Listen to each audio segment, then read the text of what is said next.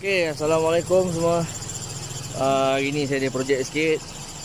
Saya nak mulakan projek untuk saya overhaul saya punya RG merah ni.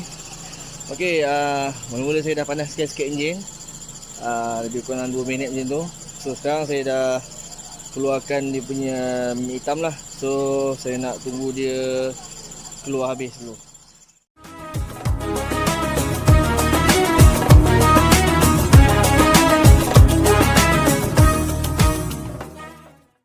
Tujuan dia macam ni. Okey, kalau minyak hitam ni kita tukar dia ketika enjin sejuk, so dia ada masih lagi baki-baki yang melekat dekat ruang-ruang enjin dan juga bearing. Jadi saya panaskan sekejap. Bagi minyak tu jalan semua. So dia punya mana-mana yang melekat pun dia akan berjalan. So saya terus matikan enjin dan saya buka. Tujuan nak bagi semua lah semaksimum yang boleh lah. Nak kata semua tu mungkin tak mungkin lah, semaksimum yang boleh. Okey, nanti kita sambung saya buka minyak hitam dulu. Saya biar dia drain keluar dulu Okey.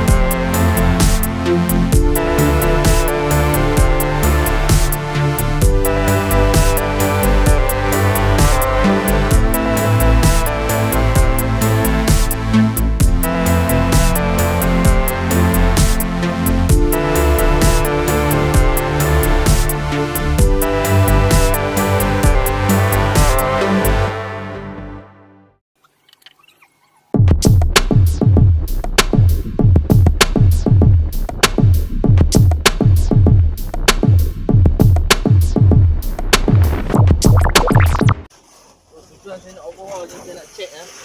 Kalau korang boleh tengok saya punya ni. Nampak? So saya punya crankshaft dah boleh goyang lah. So dia ada free play. Dia ada free play. So saya nak check lah. So kalau kenaan dengan crankshaft, memang kita terpaksa belah enjin lah, terpaksa overhaul enjin lah. So untuk hari ni saya akan buka head block saja dulu ya. Okay. Nanti kita sambung Assalamualaikum. Nak buat? Tak ada mak saya tak kasi.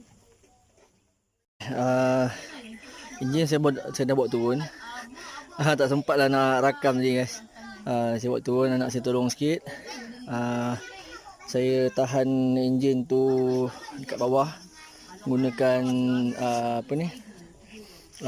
jet kereta yang 2,5 tu. Jadi enjin saya dah masuk dalam rumah. Ini enjin dia. Jadi saya ingat saya stop sampai sini dulu. Tadi ingat nak stop tapi dah halang-halang buka rumah, saya kata bawa keluar je lah enjin tu, bawa turun kan. So nantilah kita review sikit apa benda-benda yang mana-mana yang rosak. Tapi tadi saya dah tunjuk sikit dah. Dia punya crankshaft ada goyang. Piston saya tengok sekali imbas dia punya piston kerak banyak. Lepas tu dekat bahagian echo tu ada bekas cala sikit lah. Saya ingat mungkin enjin panas macam tu. Okey, nanti saya buka ni saya akan update Okey, Assalamualaikum.